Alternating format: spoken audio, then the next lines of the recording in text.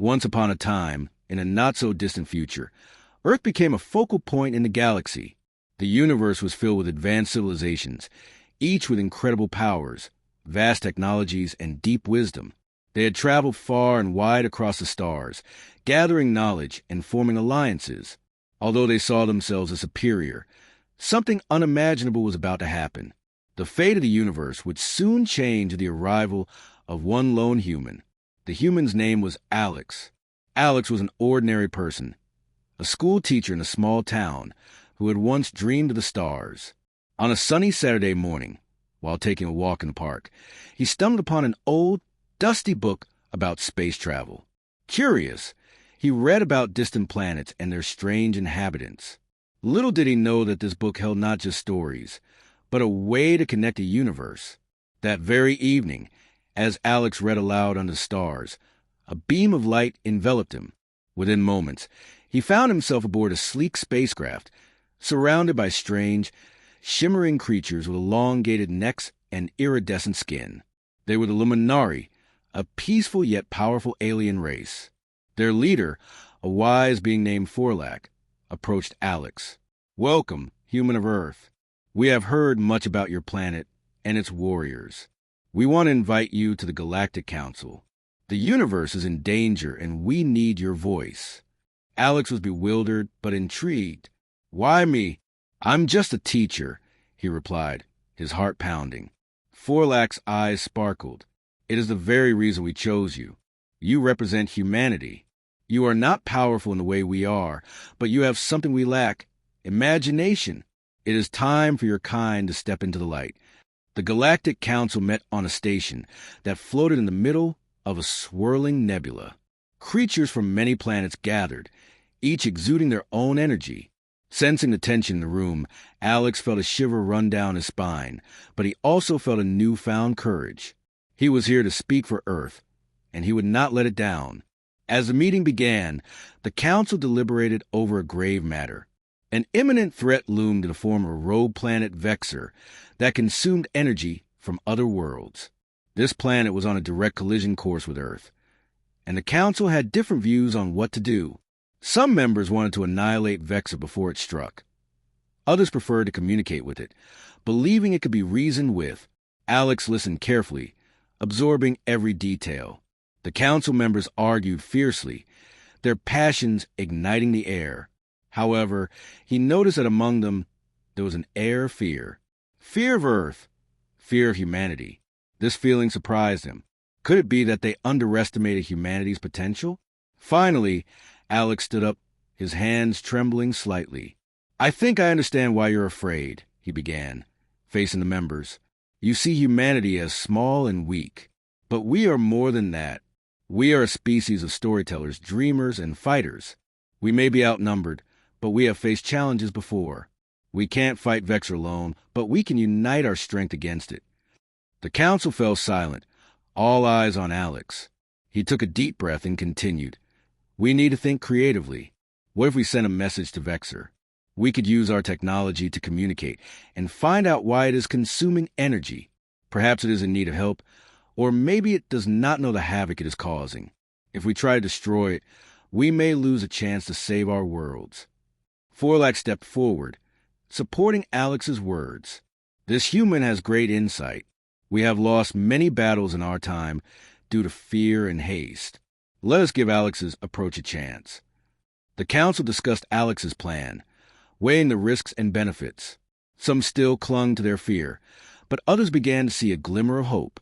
For the first time, they dared to imagine a different outcome.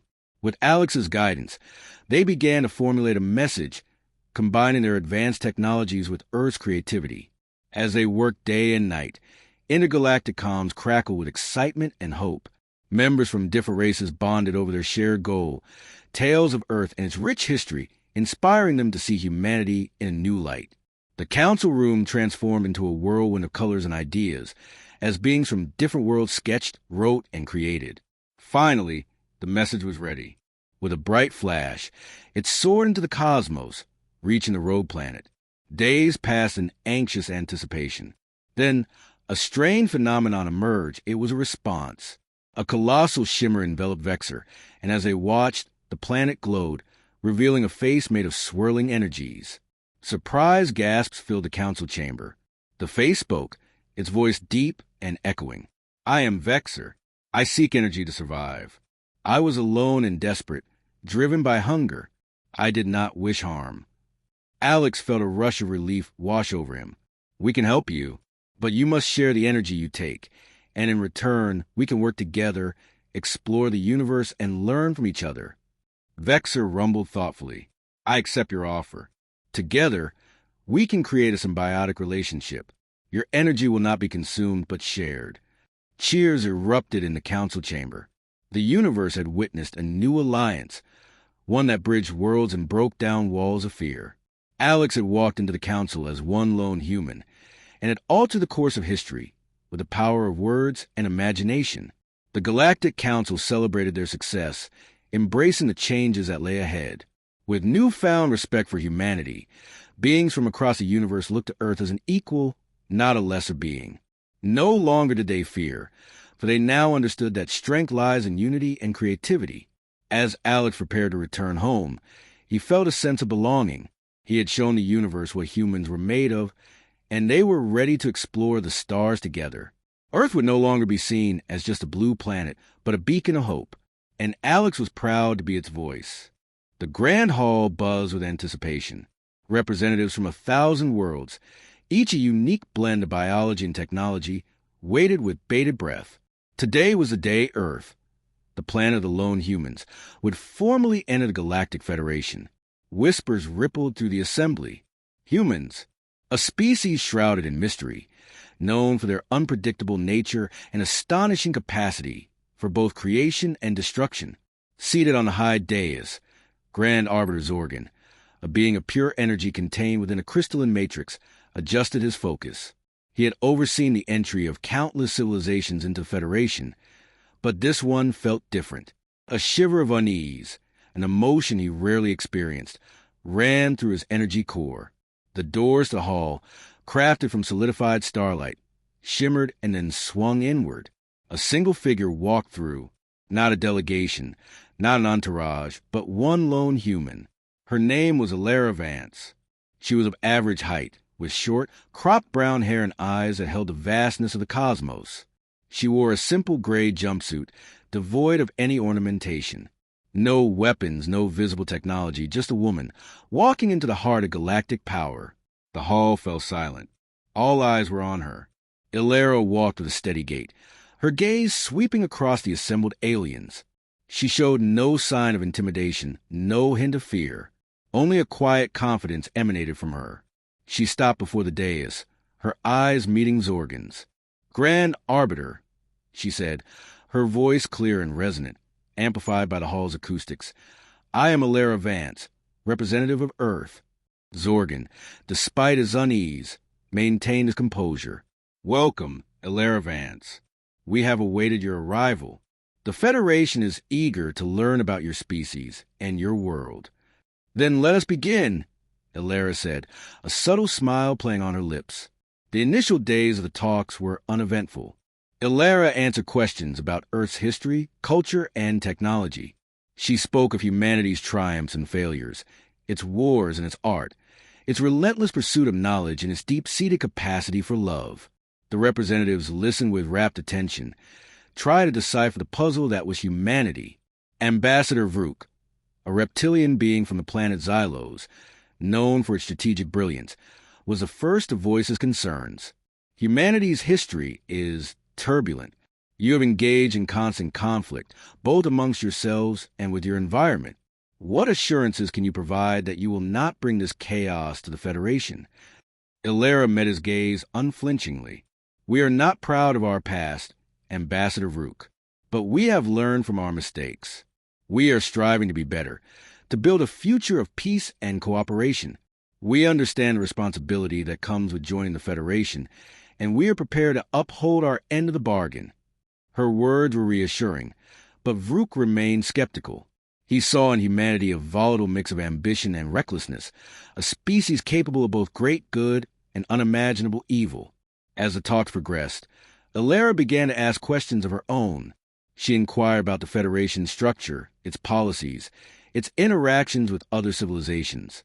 She delved into the intricacies of galactic trade, the complexities of interstellar law, and the mysteries of a universe itself. Her questions were insightful, probing, and often unsettling. She had a knack for identifying weaknesses in the Federation system, for exposing inconsistencies in its logic, for challenging the very foundations upon which it was built. Grand Arbiter Zorgan found himself increasingly intrigued by Alara. She was unlike any representative he had ever encountered. She possessed an uncanny ability to see through the Federation's carefully constructed facade, to perceive the cracks beneath its polished surface. One day, Alara asked about the Silent Ones, an ancient and enigmatic race that had vanished from the galaxy millennia ago. Their technology was said to be so advanced that it bordered on magic, and their disappearance had left a void that no other civilization had been able to fill. The mention of the Silent Ones caused a palpable tension to grip the hall. The representatives exchanged uneasy glances, and Zorgan hesitated before answering. The Silent Ones are a sensitive topic, Alara Vance. Their fate is unknown, and it is best left undisturbed. Why? Alara pressed. What happened to them? What secrets did they possess? Zorgan refused to elaborate, but Alara sensed that he was hiding something. She knew that the Silent Ones held a key to understanding the universe, and she was determined to uncover it. As the weeks turned into months, Alara's influence on the Federation grew. She became a voice of reason, a champion of justice, and a catalyst for change. She challenged the Federation's outdated policies, advocated for the rights of marginalized species, and promoted a vision of a more equitable and sustainable galaxy. But her actions also drew the ire of those who benefited from the status quo. Ambassador Vrook and his allies saw her as a threat to their power, a disruptive force that could unravel the delicate balance of the Federation. They began to plot against her, seeking to discredit her and undermine her influence. One evening, Alara was summoned to Zorgan's private chambers. The Grand Arbiter appeared troubled. Alara Vance, he said, I have received disturbing reports about your activities. It is said that you are delving into matters that are best left untouched, that you are asking questions that should not be asked. I am seeking the truth, Grand Arbiter, Alara replied. I believe that the Federation is capable of more, that it can be a force for greater good in the galaxy. But to achieve that, we must confront our past, acknowledge our flaws, and embrace the unknown. Zorgan sighed. The unknown is a dangerous place, Alara Vance. There are things in this universe that are best left undisturbed. The Silent Ones, for example. Their technology was too powerful, their knowledge too profound. It drove them to madness, and ultimately led to their destruction. But what if their knowledge could save us? Alara countered. What if they held the key to solving the galaxy's greatest challenges? Zorgan shook his head. You are playing a dangerous game, Alara Vance. You are awakening forces that you do not understand. Perhaps, Alara said, a mysterious glint in her eyes. But sometimes, the greatest risks are the ones worth taking. The climax arrived swiftly. Alara, using her knowledge of human history and her uncanny understanding of the Silent Ones, presented a proposal to the Federation. A joint expedition to the Silent One's last known location, a derelict space station on the edge of explored space. The proposal was met with fierce opposition. Vrook and his allies argued that it was too dangerous, that it could unleash unforeseen consequences. But Alara's impassioned plea, her unwavering belief in potential humanity and the Federation, swayed the majority. The expedition was launched. Alara, accompanied by a team of scientists and engineers from various species, set out into the unknown. They arrived at the space station to find it eerily silent, a ghost of a forgotten civilization. As they delved deeper into the station, they discovered remnants of the Silent One's technology, artifacts that defied explanation.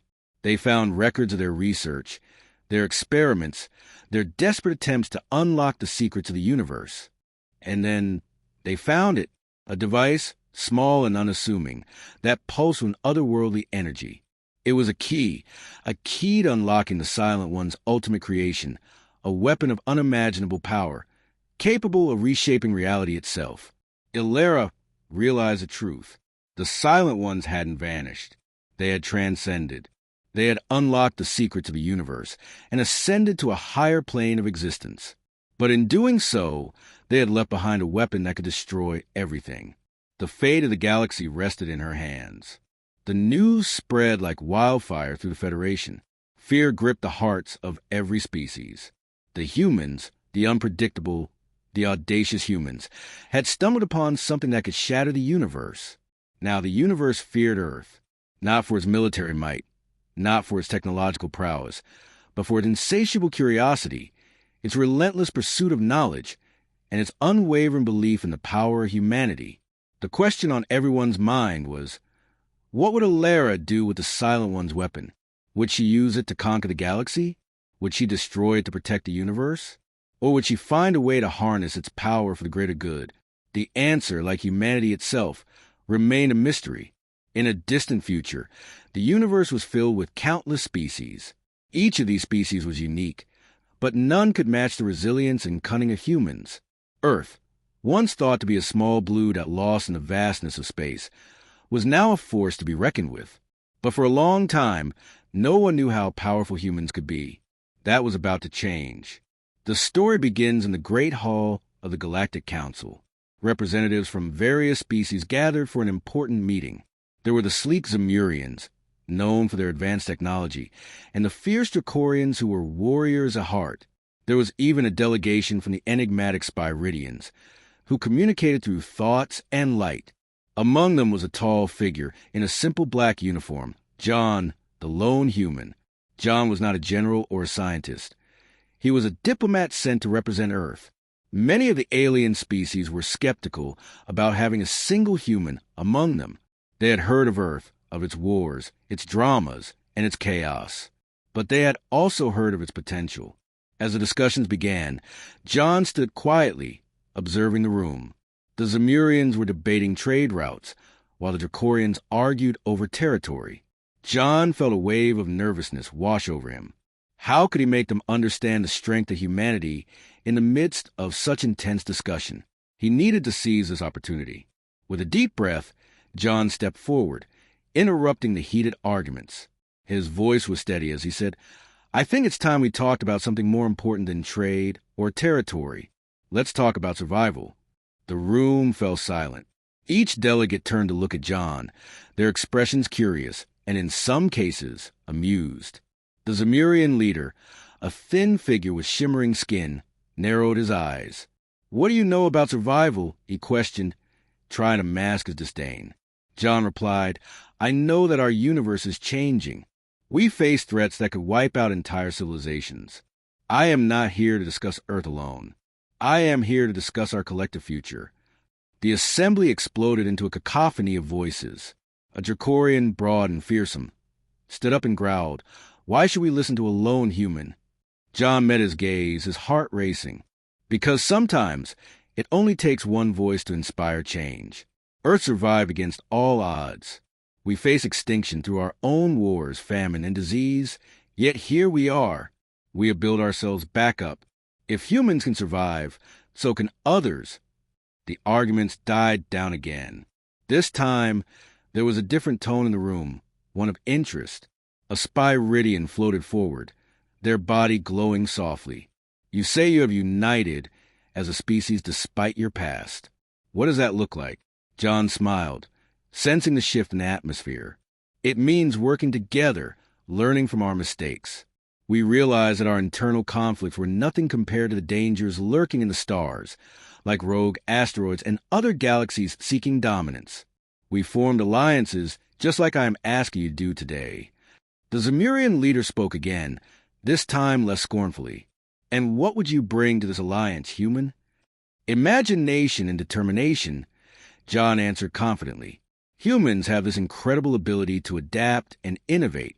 We explored our own planet, took to the skies, made it to the moon, and eventually reached other planets. We work best when we are challenged." Questions peppered John from all sides. How could humans travel in space? Could they really form alliances with those they once fought against? John answered each one with examples from human history. The overcoming of adversities, the unity forged through shared struggles. After hours of discussion, the room buzzed with energy. Even the Dracorians, known for their gruff demeanor, seemed intrigued. Finally, an elder Dracorian stood up and spoke. You have gained our respect, human, but respect is only one part of this discussion. We must see action behind your words. John nodded, fully aware of what was being asked. Then let's demonstrate our ability to work together. This alliance can conduct joint training exercises, share technology, and develop systems to guard against external threats. And if we face a common enemy, we can face them as allies.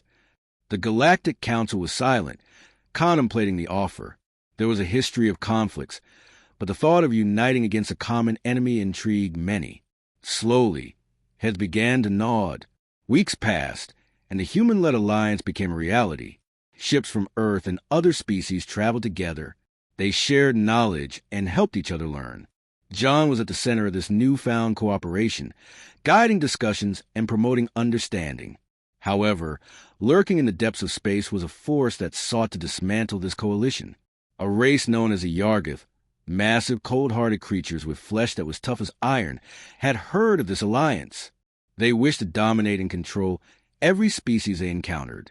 One day, just as the Council was celebrating their successful joint exercises, sensors alerted them of an impending Yargith attack. Panic spread to the Great Hall, but John remained calm. Remember what we talked about, he urged. Now is the time to put our words into action. He suggested they follow a defense strategy they had trained together. With every species contributing their strengths, they cooperated as never before.